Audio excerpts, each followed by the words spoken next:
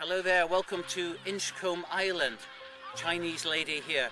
She's just been telling me that in China they think it's quite natural to take a stone and throw it at the poor seagulls. I think that's a bit cruel. Isn't that cruel?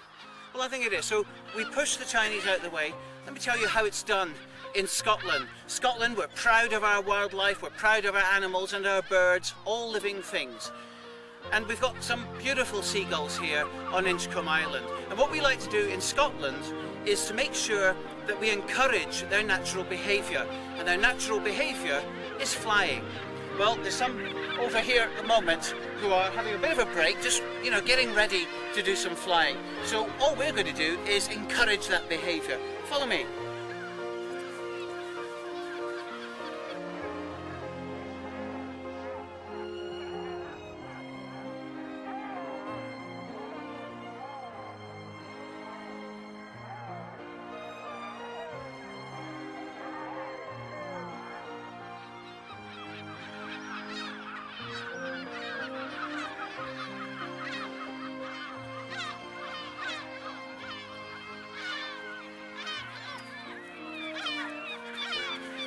So there you are, actively encouraging the birds to fly in Scotland.